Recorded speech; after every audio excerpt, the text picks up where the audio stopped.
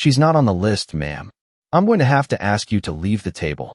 The words landed softly, almost polite, but they cut through Chloe Bennett like a blade she couldn't see coming.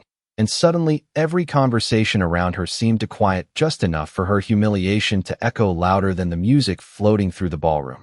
She froze with her fingers wrapped around a crystal glass she hadn't even touched, her heart pounding as she realized she had made a mistake, a small one maybe, just sitting down where she thought she was supposed to, but here in a room filled with people who wore confidence like tailored suits and silk gowns. Mistakes didn't stay small for long. They expanded. They exposed you. They told everyone exactly who didn't belong. And right now that person was her. The wedding reception at the Grand Crescent Hotel was everything she had imagined and everything she feared. Towering ceilings dripping with chandeliers, tables dressed in ivory linens and gold accents, guests laughing effortlessly as if life had never asked them to count every dollar or choose between rent and groceries. And Chloe, in her simple navy dress that she had ironed twice just to make it look new, felt like a stain on the perfect picture.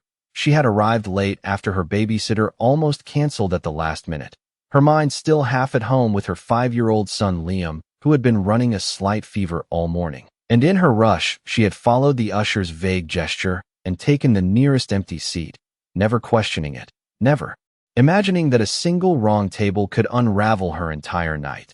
The man standing beside her now, clipboard in hand, gave her a sympathetic look, but it wasn't enough to soften the sting, and she could feel eyes on her, not all of them openly judging, some pretending not to notice, which somehow felt worse, like she was invisible and exposed at the same time. "I'm sorry," she whispered, already pushing her chair back, her voice small, controlled, because she refused to cry here, not in front of strangers who would forget her face by tomorrow. But remember the scene she made. She reached for her purse, her fingers trembling just slightly, calculating how fast she could leave without making more of a spectacle, how she would explain to her aunt later, how she would pretend it didn't matter when in reality it did, more than she wanted to admit, because nights like this reminded her of everything she had lost and everything she was still trying to hold together. "Is there a problem here?" The voice came from behind her, low, steady, and it didn't belong to the nervous staff or the polite guests. It carried weight, the kind that made people pause before answering. And Chloe hesitated mid-motion, her breath catching as she turned slightly, unsure whether to stay or go, unsure whether this interruption would make things better or worse. The man who stepped forward didn't look rushed, didn't look concerned. He looked composed, like the entire room operated on a rhythm he understood better than anyone else. His charcoal suit perfectly fitted, his expression calm but sharp, eyes scanning the situation in a single glance before settling on her, not dismissively, not with pity, but with something far more unsettling, recognition, or maybe curiosity. The staff member straightened immediately, his tone shifting as if he had just remembered where he stood. "Sir, I was just explaining that. She's with me," the man said, cutting him off gently but firmly, not raising his voice, not needing to, because the authority in those 4 words was enough to rewrite the moment entirely. And just like that, the tension snapped, conversations resumed, the invisible spotlight moved on, and Chloe found herself frozen in a different way, no longer trying to escape, but trying to understand what had just happened. She looked at him, confusion flickering across her face, because she had never seen him before. She was certain of that, and yet he had claimed her so easily, as if it were the most natural thing in the world, as if her presence at this table had never been in question. "Sit," he added quietly, pulling out the chair beside him with a subtle gesture, his gaze never leaving hers, steady, unwavering, and something about the way he said it made it feel less like a suggestion and more like a decision that had already been made. Chloe hesitated for a fraction of a second, her instincts screaming at her to walk away, to avoid complications, to protect the fragile balance of her life. But the alternative was walking out under the weight of a humiliation she wasn't sure she could shake off. And before she could fully process it, she found herself lowering back into her seat, her pulse still racing, her mind spinning with questions she didn't dare ask. The man took his seat beside her, as if nothing unusual had occurred, as if he hadn't just altered the course of her evening with a single sentence. and when he leaned slightly closer, his voice dropped just enough to reach only her. "Stay with me," he said. And this time it wasn't for the room. It wasn't for appearances. It was for her, and Chloe's breath caught again, because whatever this was, it wasn't over, not even close. Chloe's fingers tightened slightly around the edge of the table as the noise of the reception slowly returned to normal, laughter rising again, glasses clinking, conversations flowing as if nothing unusual had happened. Yet for her, everything had shifted in a matter of seconds. She kept her posture straight, careful, trying to mirror the effortless composure of the guests around her. But inside her thoughts were racing, colliding, searching for logic in a situation that made none, because the man beside her had just rewritten her reality without explanation, without hesitation, and she still did not even know his name. She glanced at him, just briefly, enough to take in the details she had missed before, the precise cut of his suit, the watch at his wrist that likely cost more than her monthly rent, the calm intensity in his expression as he reached for a glass of water. Like this was simply another ordinary evening, and that contrast unsettled her more than anything else. "You can relax," he said quietly, not looking at her this time, his gaze directed toward the dance floor where the newlyweds were beginning their first dance. Yet somehow he seemed fully aware of her every movement. "No one is going to ask you to leave again." Chloe let out a breath she had not realized she was holding, but it did not bring relief, not entirely, because his words carried an assumption, one that placed her under his protection without her consent, and that made her cautious. "Why did you do that?" she asked softly, keeping her voice low so it would not carry beyond the space between them. He turned his head then, meeting her eyes directly, and for a moment she felt as if he was studying her, not in a way that felt invasive, but in a way that suggested he was looking for something specific, something only he could define. "Because you looked like you needed someone to," he replied simply. The answer was too easy, too neat, and Chloe frowned slightly, unconvinced, because in her experience people did not intervene without a reason, especially not people who clearly belonged to a world far removed from hers. "People do not usually step in like that," she said, her tone measured. "Not for someone they do not know." A faint hint of a smile touched his lips, subtle, controlled. "Then maybe I am not usual," he said, and there was something in the way he said it that made it difficult to argue. Before she could respond, a woman across the table leaned forward, her expression curious but polite. "Adrian, you have been hiding your date from us," she said lightly, drawing the attention of others at the table, and suddenly Chloe felt the weight of their interest shift toward her again. But this time it was different, no longer dismissive. Now it was assessing. Intrigued, Adrian did not hesitate, did not falter. "I have not been hiding anything," he replied smoothly, his tone effortless. Chloe prefers to stay out of the spotlight. The use of her name sent a small jolt through her, and she turned toward him sharply, her eyes widening just slightly, because she had not told him her name. Not yet, not at this table, not anywhere tonight. He did not acknowledge her reaction directly, but there was a flicker of something in his gaze, something that suggested he knew exactly what he had just revealed and why it mattered. "It is a beautiful wedding, is it not?" he added, redirecting the conversation with practiced ease, and the others nodded, the moment passing for them, but not for Chloe, not even close, because her heart had begun to beat faster again, not from embarrassment this time, but from a growing sense that this situation was no longer just a mistake she could quietly recover from. She leaned slightly closer to him, her voice barely above a whisper. "How do you know my name?" And for the first time since he had sat down beside her, Adrian paused, just long enough for her to notice, just long enough to make the silence between them feel intentional. And when he finally looked at her again, his expression had shifted, not softer, not colder, but deeper, as if whatever answer he was about to give carried more weight than the question itself. The pause stretched just long enough to make Chloe's pulse climb higher, her question hanging between them like something fragile that could break if handled the wrong way. And for a moment, she wondered if he would brush it off the same way he had redirected the conversation before.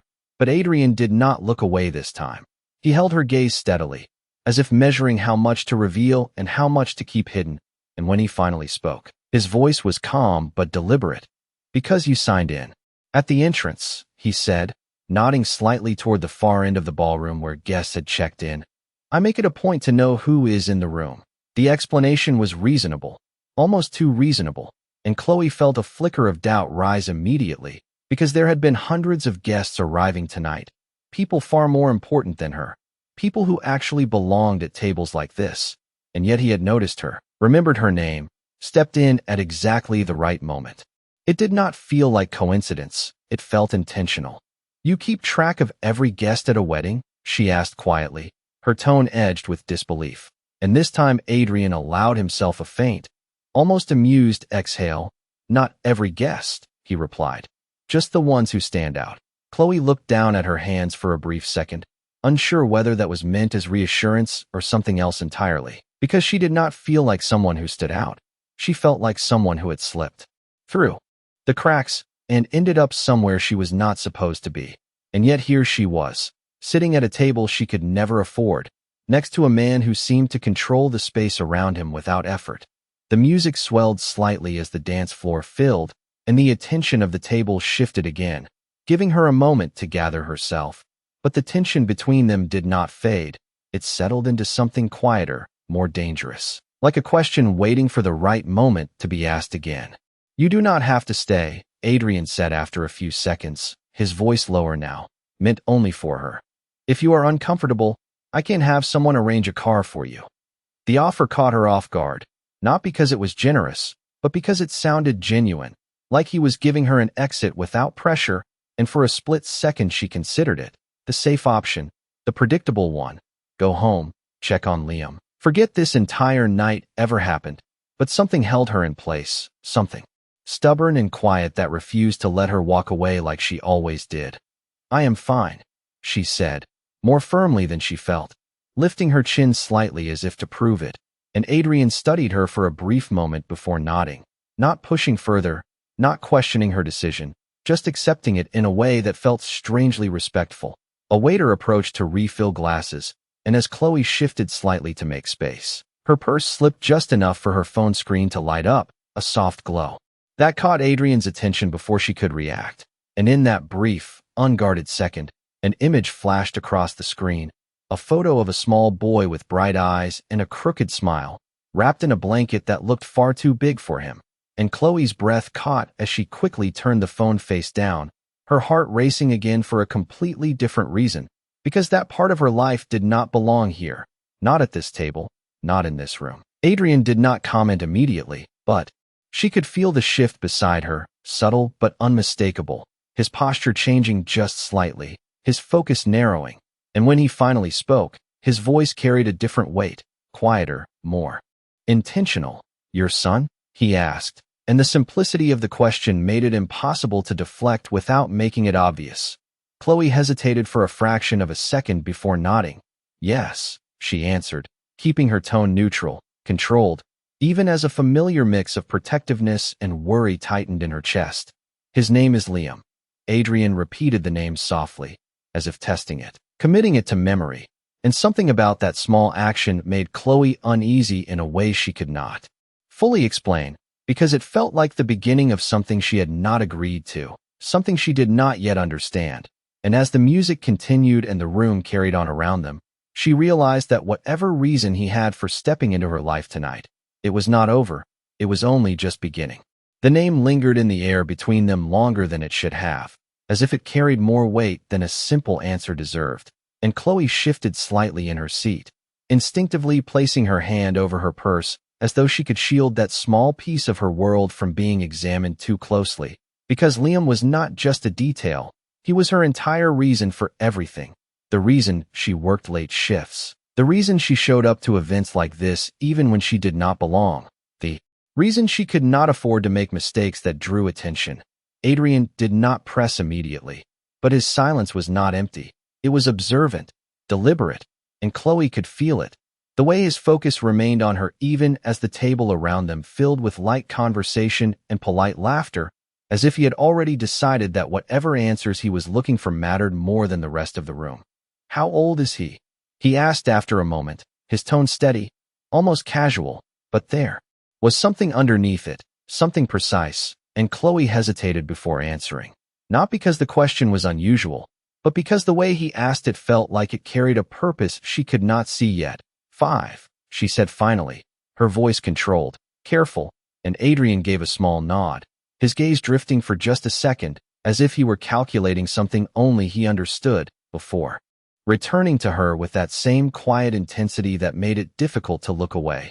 He looks happy, he added, referencing the brief glimpse of the photo, and Chloe felt a faint tightening in her chest, because that was not always the case. Not lately. Not with the fever that had kept him restless all morning, not with the constant balancing act she was trying to maintain between work and being there for him. He is, she replied, though the answer came a little too quickly, and she looked away toward the dance floor, watching strangers move in perfect rhythm while her own thoughts felt anything but steady. Across the table, the same woman from earlier leaned in again, curiosity returning now that the initial tension had faded. Adrian, you still have not told us how you two met, she said with a light laugh, drawing the attention of a few others, and Chloe felt the familiar wave of unease return, because she did not have an answer, not one that would hold up under even the slightest scrutiny. Adrian did not miss a beat, his response immediate, effortless. It was not planned, he said, glancing at Chloe briefly. But the best things rarely are, and there was something in the way he said it that made the others smile, satisfied enough to let the question drop. But for Chloe, it only deepened the confusion, because he was building a story around her without ever asking if she wanted to be part of it. She leaned closer again, her voice barely above a whisper. You keep answering for me, she said, a hint of tension slipping through despite her effort to remain composed, and Adrian's expression softened just slightly, not dismissive, not defensive, but understanding in a way that caught her off guard.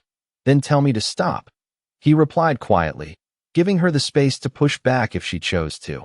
And for a second she considered it, considered standing up, walking away, reclaiming control of a situation that had spiraled beyond anything she had intended. But the memory of the earlier humiliation, the eyes on her, the quiet judgment, held her in place, because leaving now would not feel like control, it would feel like retreat.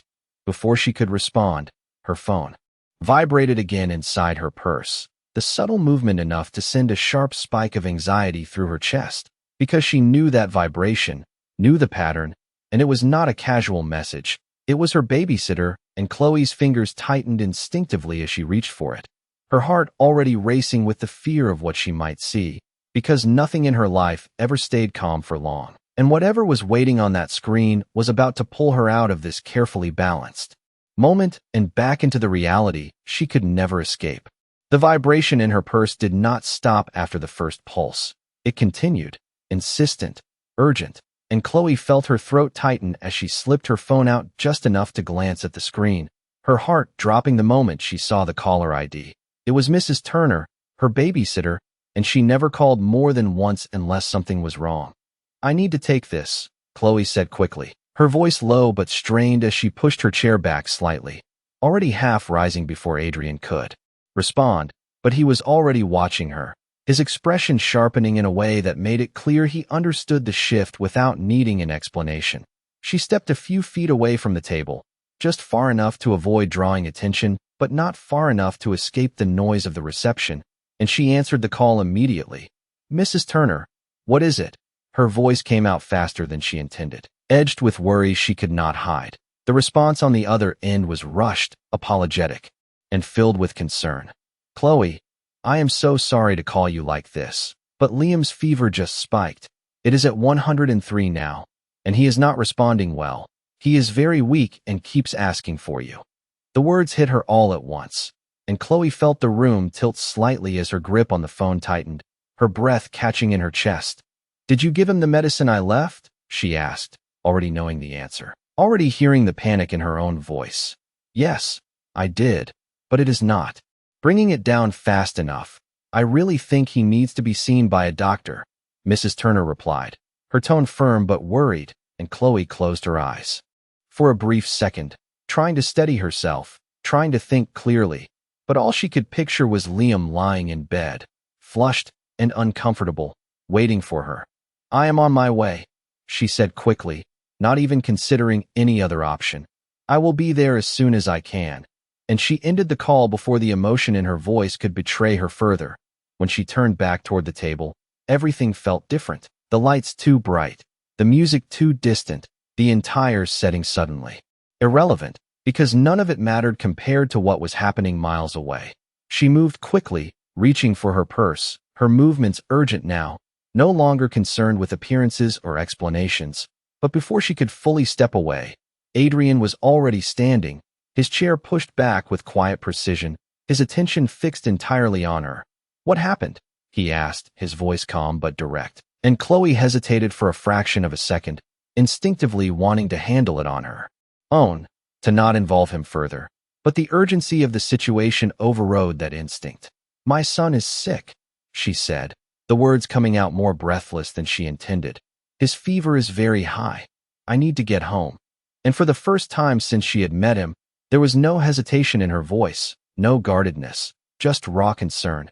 Adrian did not ask unnecessary questions, did not offer empty reassurances. He simply nodded once, decisive, already moving. "We are leaving," he said, the same controlled authority in his tone as before, but this time it was directed at the situation, not the room. Chloe blinked, caught off guard. "You do not have to," she started, but he cut her off gently. "You do not have time to argue," he said, reaching for his jacket. "How far is your place?" And Chloe hesitated again, not because she did not know, but because she was not used to someone stepping in so quickly, so completely, without conditions. 15 blocks, she answered automatically, and Adrian shook his head slightly, already pulling his phone from his pocket. "That is too far to walk, and you will not get a taxi fast enough," he said, tapping quickly on the screen before slipping the phone back into his pocket. "My car is outside." Chloe stood there for a moment, caught between instinct and necessity, her mind racing with questions she did not have time to ask. But the image of Liam, small and feverish, pushed everything else aside, and as Adrian stepped toward the exit without looking back, she realized she was already following him, because whatever this night had been before, it had just become something else entirely, something urgent, something real, and she did not have the luxury of facing it alone. The cool night air hit Chloe the moment they stepped outside the hotel, sharp and grounding, but it did nothing to slow the racing thoughts in her mind as she followed Adrian down the wide stone steps, her heels clicking unevenly against the surface because her focus was no longer on how she looked or how she moved. It was on getting to Liam as fast as possible, every second stretching longer than it should. A sleek black car was already waiting at the curb as if it had anticipated their arrival, the driver stepping out immediately to open the rear door, and Chloe hesitated for the briefest moment. The reality of what she was doing catching up to her, getting into a stranger's car, trusting someone she had met less than an hour ago. But the image of her son pushed that hesitation aside just as quickly as it had appeared. She slid into the back seat, the soft leather and quiet luxury of the interior almost disorienting compared to the urgency she felt, and Adrian followed in a second later, giving the driver a short, precise instruction before the door closed and the car pulled smoothly into the street. "Address," he said, turning toward her, his tone calm but expectant, and Chloe gave it to him without thinking, her voice tight as she added, "Please, as fast as you can." And the driver nodded slightly, adjusting the route without a word. For a few seconds, neither of them spoke, the silence filled only by the muted hum of the engine and the distant sounds of the city passing by. But Chloe could feel Adrian's attention on her, steady, focused, and it made her both aware and uneasy at the same time. "How long has he been sick?" he asked finally, breaking the silence with a question that felt practical, grounded, and she latched onto it instinctively, grateful for something concrete to respond to. "Since this morning," she said, her hands clasped tightly in her lap. "It started as a mild fever, but it got worse this afternoon," and her voice faltered slightly as she added, "I should have stayed home," the words slipping out before she could stop them, carrying a weight of guilt that had been building all evening. Adrian did not respond immediately, and when he did, his tone was measured, not dismissive, not overly reassuring, just steady.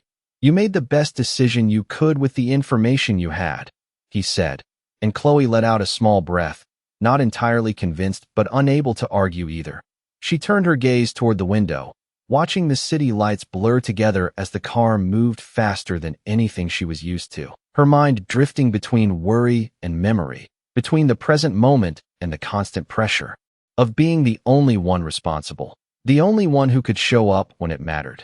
"You are doing this alone," Adrian said after a moment, not as a question, but as an observation, and Chloe stiffened slightly, her instinctive reaction to protect that part of her life surfacing immediately. "Yes," she answered simply, her tone closing the door on further discussion, but Adrian did not push. He only nodded once, as if confirming something to himself rather than seeking more information. The car slowed briefly at a light before accelerating again, and Chloe checked the time on her phone, her heart tightening as she calculated the minutes, each one feeling too slow, too far away from where she needed to be. "If his fever is that high, he should be seen by a doctor as soon as possible," Adrian said, his voice cutting through her thoughts with quiet authority. "There is a hospital 3 miles from your address. We can go straight there if needed." And Chloe looked at him, surprised by how quickly he had already mapped out options, how naturally he had stepped into a situation that was not his responsibility. "I just need to see him first," she said, her voice softer now, more vulnerable than before. "He gets scared when I am not there." And Adrian held her gaze for a moment, something shifting behind his eyes, something she could not quite read but could definitely feel, before he gave a small nod. "Then we get you there," he said, simple, certain, as if there were no other outcome to consider. Chloe leaned back slightly, her tension still present but steadied just enough by the movement of the car, by the sense that, for reasons she did not understand, she was not facing this alone tonight. And yet beneath that small relief, a deeper question lingered, one she could not ignore much longer, because the way Adrian moved, the way he spoke, the way he had stepped into her life without hesitation, it did not feel random, it felt intentional. And as the car turned onto her street and slowed in front of her building, Chloe realized that whatever answers he had, she was getting closer to them, whether she was ready or not. The car had barely come to a complete stop before Chloe was already reaching for the door, her movements quick, urgent, driven entirely by instinct as she stepped out onto the dimly lit street in front of her apartment building. The familiar sight offering no comfort this time, because all she could think about was how many steps stood between her and Liam. "Second floor," she said quickly over her shoulder without fully turning, already moving toward the entrance, and she did not stop to see if Adrian followed, assuming, or maybe not even thinking, that this was where their strange, unexpected connection ended. The hallway smelled faintly of detergent and old carpet, the overhead lights flickering slightly as she rushed past the mailboxes and toward the narrow staircase, her breath coming faster with each step, her mind racing ahead of her, imagining worst-case scenarios she could not afford to face but could not stop from forming. She reached her door and fumbled slightly with her keys, her hands trembling just enough to slow her down. And when the lock finally turned and the door swung open, the first thing she saw was Mrs. Turner standing near the small couch, her expression tight with concern, and behind her, on the worn fabric cushions, was Liam, curled under a thin blanket, his face flushed, his small body shifting restlessly. "Mommy," he murmured the moment he saw her, his voice weak but filled with relief.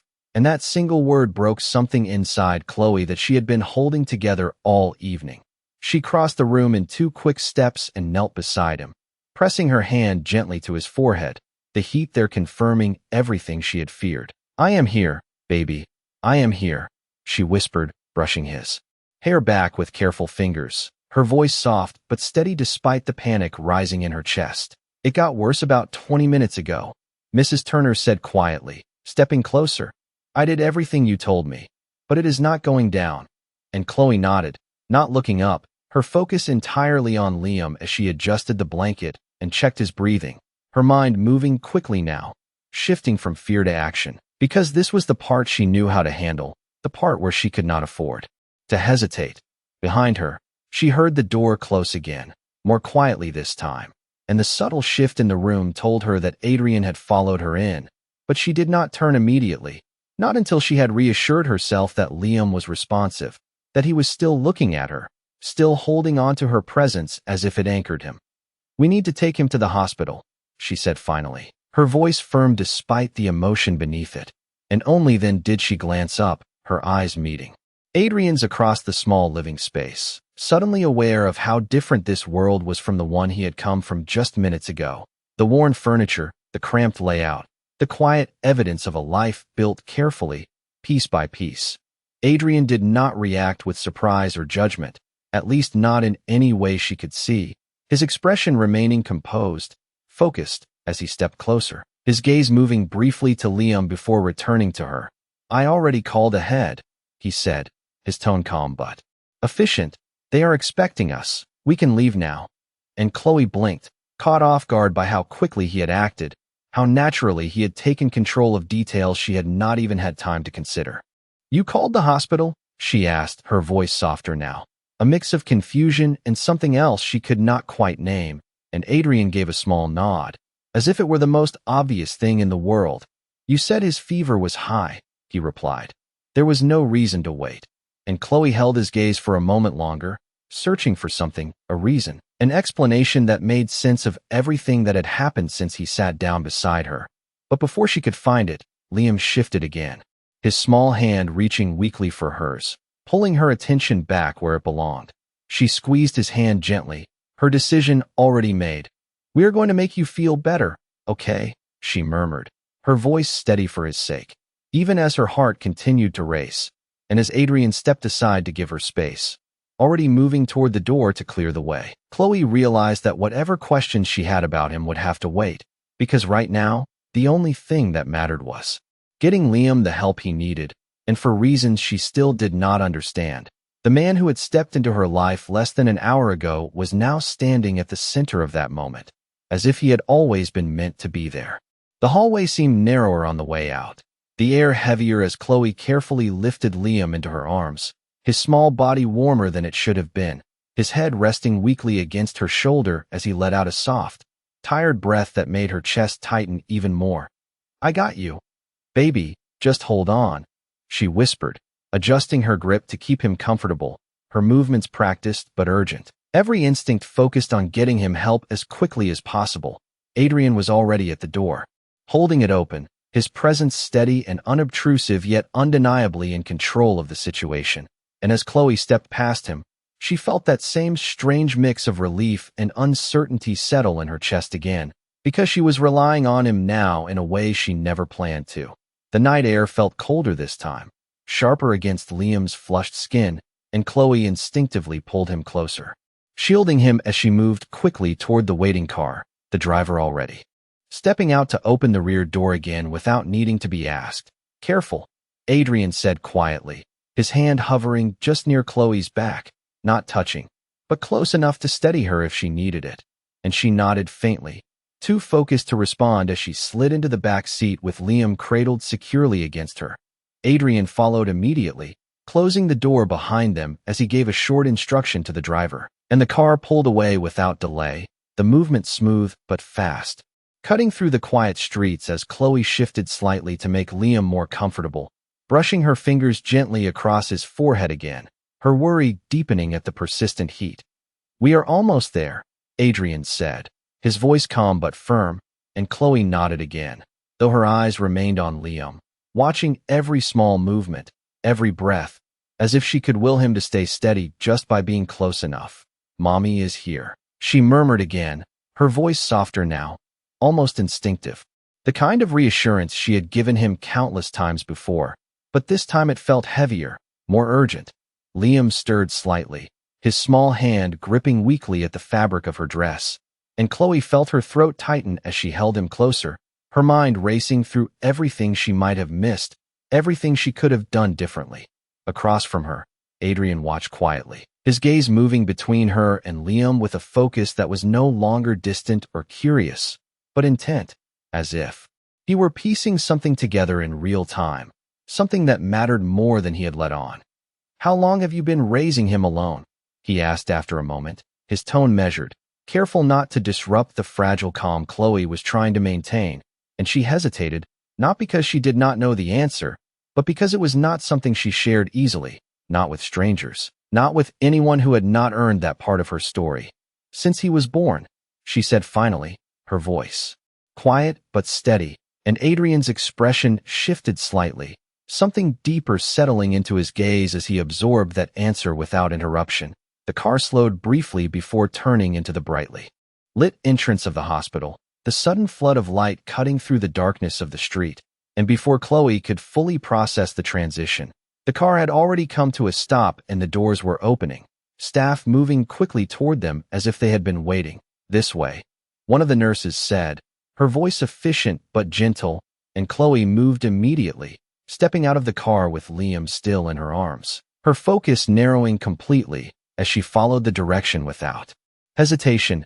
Adrian stepped out behind her, his presence close but not overwhelming, allowing the medical staff to take over while still remaining within reach. And as Chloe passed through the hospital doors, the sound of the reception behind her fading completely, she realized that everything had changed in less than an hour, from a mistake at a table to this moment, standing under bright hospital lights with her son in her arms and a man she barely knew standing beside her, as if he had always been part of this story. And as the nurses guided her forward, Adrian's voice came again, quieter this time, but carrying a weight that made her pause just slightly. "He is going to be okay," he said, not as a reassurance, but as something closer to a certainty. And Chloe glanced at him for a brief second, searching his expression for the reason behind that confidence. But before she could find it, the staff led her through the doors ahead, pulling her fully into the next moment she could not turn away from.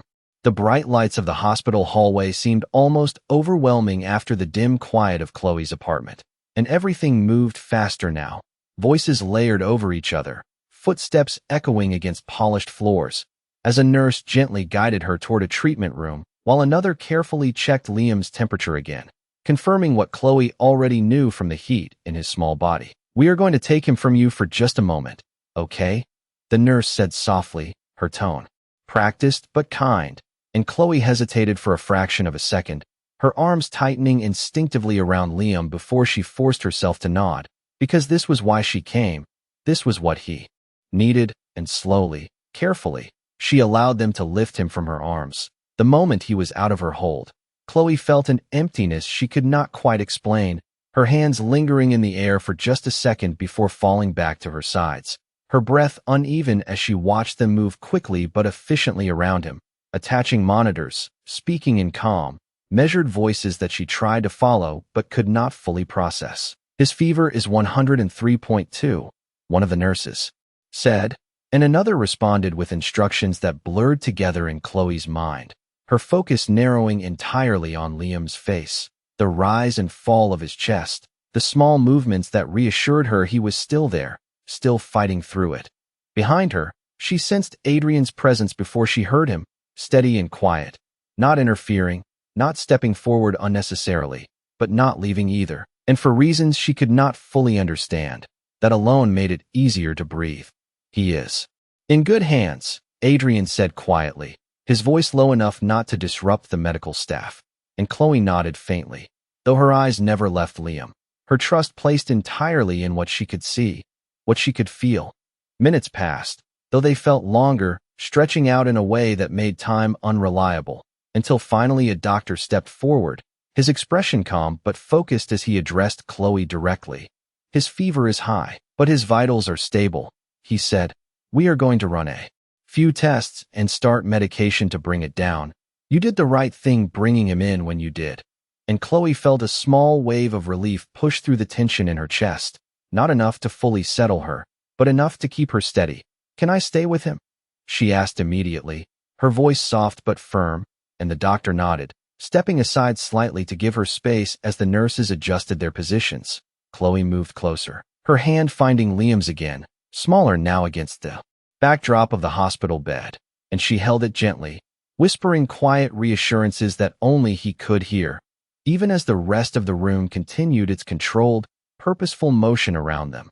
For a moment, she forgot everything else, the wedding, the mistake, the strange turn her night had taken, until she became aware again of Adrian standing just behind her, his presence unchanged, his attention still fixed on the same small figure in the bed. She turned slightly, her voice barely above a whisper as she spoke.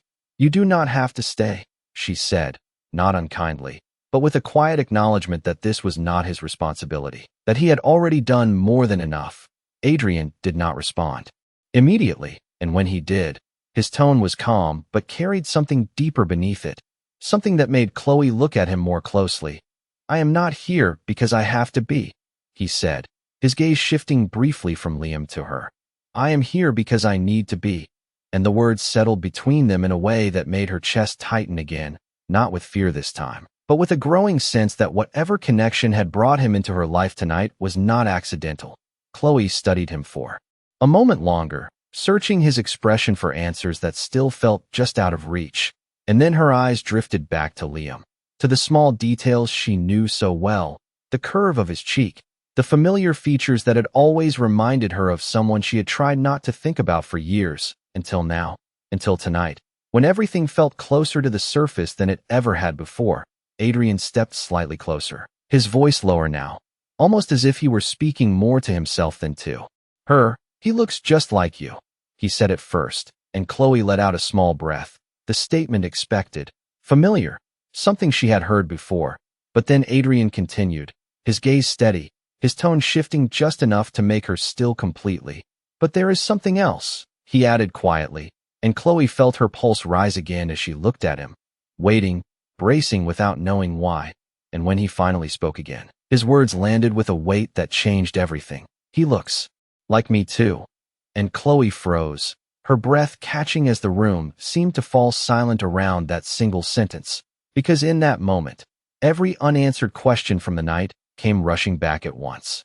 And for the first time, she realized that the reason Adrian had stepped into her life was not just coincidence. It was something far more complicated, something she was no longer sure she was ready to face.